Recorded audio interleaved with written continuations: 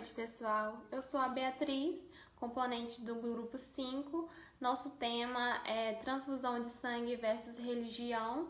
E para começar sobre esse assunto, eu vou falar para vocês sobre a transfusão de sangue. O que é o sangue? O sangue, ele é um tecido líquido fundamental para a vida humana.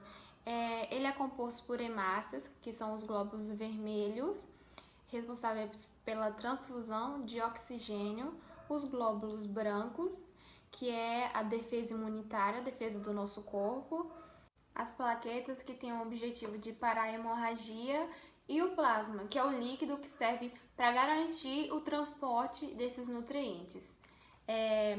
Sabendo o que é sangue, já dá para ter uma ideia, né, sobre a importância do sangue, que é a transfusão desses nutrientes para o corpo de outra pessoa que está precisando.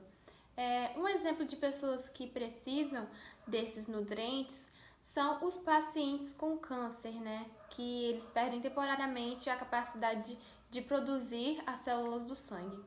E os pacientes que sofreram acidentes e perderam muita quantidade, né? Então, gente, é sobre isso a transfusão de sangue. Boa noite, galera.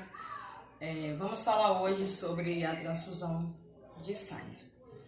A transfusão de sangue, ela teve início, né, a primeira transfusão de sangue foi feita em animais e ela teve início experimentalmente nos anos de 1665. E a primeira, isso no século 17. A primeira transfusão de sangue em ser humano foi feita também com sangue de animal, já 2 anos depois, em 1667, né, já pelo médico Jean Denis, em Paris. A primeira foi feita com o cientista Richard, na Universidade de Oxford. Mas a que foi feita em ser humano foi feito já em 1667, como eu já falei, pelo cientista também, médico, né, e professor Denis, que também era professor de matemática e filosofia, e foi realizado já em Paris. 3. Lembrando também que esses experimentos eram proibidos, né, em várias faculdades, várias universidades foram proibidos porque eram considerados crimes, mas mesmo assim eles não desistiram e continuaram as pesquisas até chegar à primeira transfusão de sangue de humano para humano, né, que foi realizado no ano de 1818 pelo médico James. Isso aconteceu porque dava muita hemorragia pós-parto, né, nas mulheres, então ele fez essa primeira transfusão de sangue de humano para humano, foi feito em mulheres com hemorragia pós-parto. Então, fica aí, né, para a gente estar analisando melhor, pesquisando melhor, porque é um assunto que a cada dia ele se modifica muito, o assunto sobre isso, né? A transfusão de sangue, ela está expandindo cada vez mais. Boa noite, meu nome é Laodiceia e eu fiquei com o tema: o que pode substituir uma transfusão de sangue? Bom, até o momento, apenas 2 substâncias provaram ser capazes de substituir o sangue em contextos específicos, como a hemoglobina recombinante e os perfluorocarbonos. Só que o problema é que eles vêm com uma série de efeitos colaterais perigosos, como, por exemplo, liberar hemoglobinas brutas na corrente sanguínea, apesar de ajudar no transporte de oxigênio no corpo, pode ser tóxico. Já os perfluorocarbonos têm a vantagem de conseguir carregar até 50 vezes mais oxigênio que o plasma sanguíneo, mas perdem quando comparados aos tratamentos que se baseiam em hemoglobina. Boa noite, meu nome é Ana Beatriz, eu fiquei com o tema da religião que não aceita transfusão de sangue. A religião que não aceita a transfusão de sangue é a Testemunha de Jeová. Eles elaboraram doutrina ao ponto de proibir a transfusão de sangue.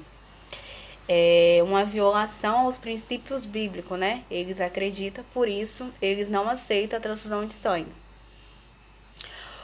O Conselho Federal, né, de Medicina, ele entende que quando há risco de vida, né, é feito sim a transfusão de sangue. No caso, a Testemunha de Jeová, ele pode sim também entrar na justiça, né? E se o juiz entender que é uma violação ao direito de dignidade humana, né, eles não podem fazer essa transfusão de sangue. A Testemunha de Jeová, eles alegam que a liberdade, a crença, a consciência e o direito da intimidade, privacidade e dignidade humana, né? Eles usam isso como um respaldo para, né, para eles não ter a transfusão de sangue, para eles não, né?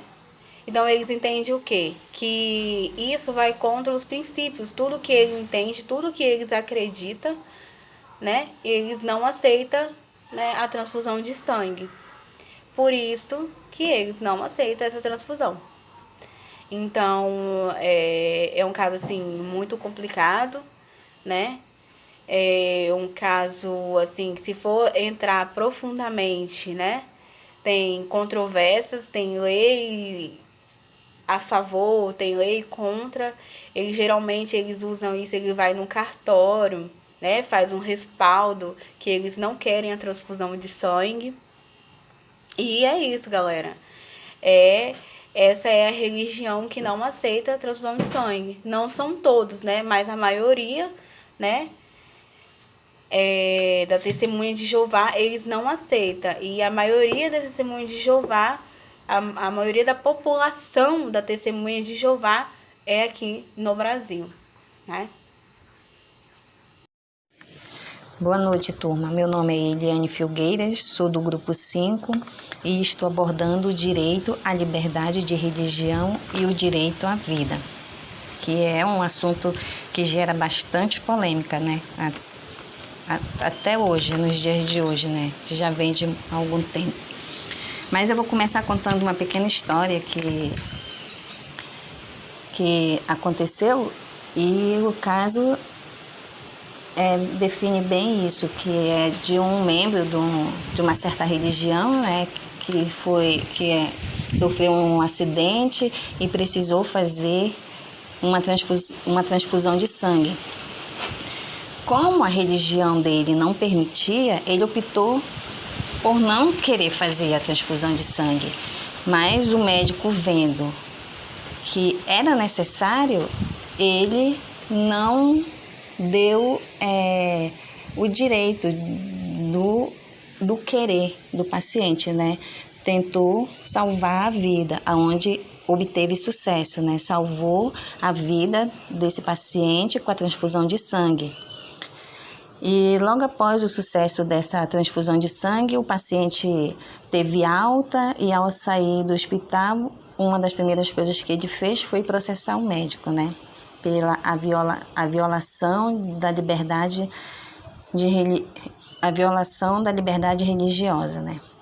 Então, é um termo bem polêmico, né? Onde no artigo 5º, inciso 6º, né, diz o seguinte: é inviolável a liberdade de consciência de crença, sendo assegurado a livre exercício dos cultos religiosos e garantida, na forma da lei, a proteção aos locais de cultos e suas liturgias. Ao analisarmos isso, a gente vê que também no artigo 5 também se fala que todos são iguais perante a lei, sem distinção de qualquer natureza, garantindo aos brasileiros e aos estrangeiros residentes no país inviolabilidade do direito à vida, à liberdade, à igualdade e à segurança à propriedade.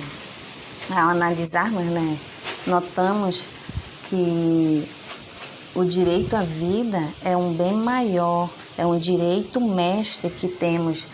Não há direito que seja maior que esse, o direito à vida. Então, a função do médico é cuidar da saúde, da vida das pessoas dentro da sua capacidade, dentro da sua especialidade e do material e equipamentos que lhe é disponível, disponibilizado. Nesse caso, ele tinha a capacidade de salvar uma vida mediante a transfusão de sangue. Ele violou um direito para proteger o direito maior, o direito à vida.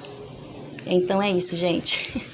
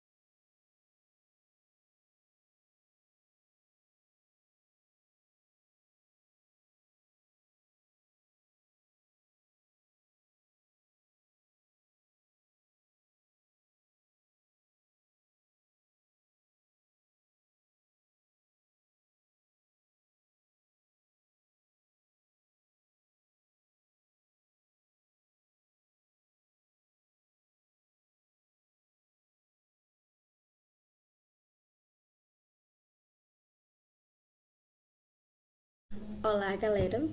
Boa noite, eu sou a Karina. Vou estar aqui dando continuidade do trabalho. Eu vou falar um pouquinho sobre a responsabilidade que o médico tem diante dessas situações, que não é fácil, e também sobre as consequências, porque toda atitude tem uma consequência.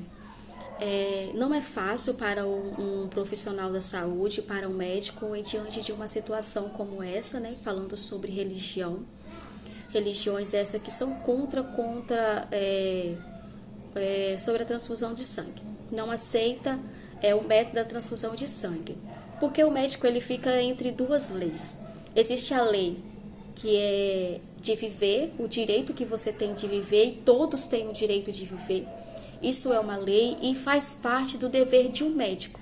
O médico ele tem o dever de salvar vidas, de que você viva e não de sacrificar.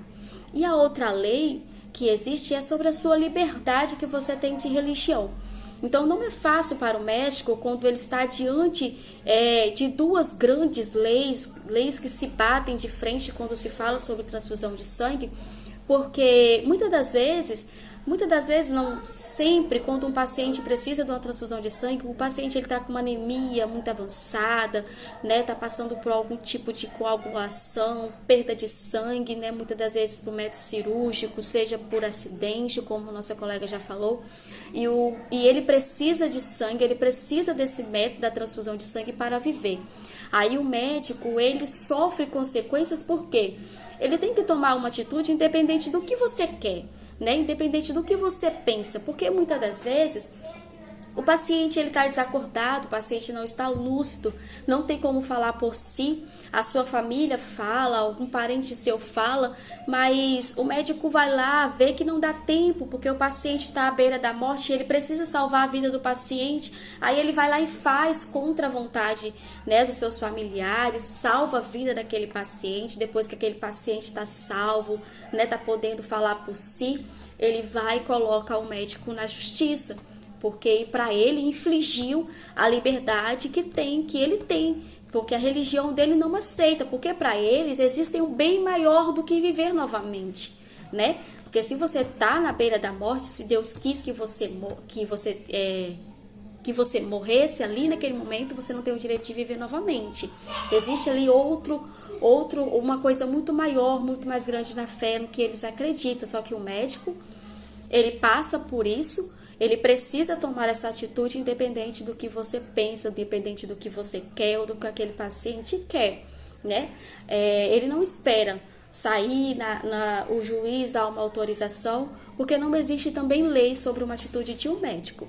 Então, o médico não pode ficar esperando que saia um papel do juiz para salvar a vida de um paciente. Não, ele salva a vida do paciente e depois ele sofre as consequências, né? Eu li casos de que muitos médicos é afastado dos seus trabalhos não porque fez algo errado, mas porque essa pessoa faz parte desse grupo religioso e então eles têm o direito da liberdade de crença.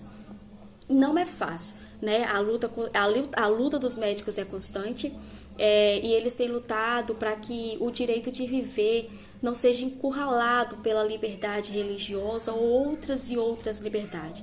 Que o direito de viver seja, sim, o único direito que o paciente ou que eu e você tem para viver, independente do que precisa ser feito.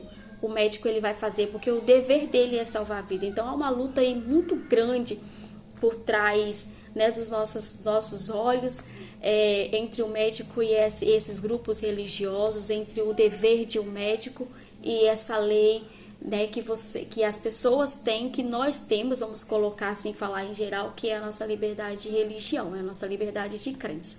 Não é fácil, mas é esse estreito que o médico ele passa, né, e não é fácil, porque ele precisa salvar a vida desse paciente. Se ele sabe que o paciente precisa desse método, ele tem o dever de fazer, né? Mesmo que ele vai ser afastado, mesmo que ele vai passar pelo juiz, mesmo que ele vai ter que passar por esses constrangimentos todo, ele salva a vida e depois ele vai e recebe aí as consequências que virão para ele. É isso aí.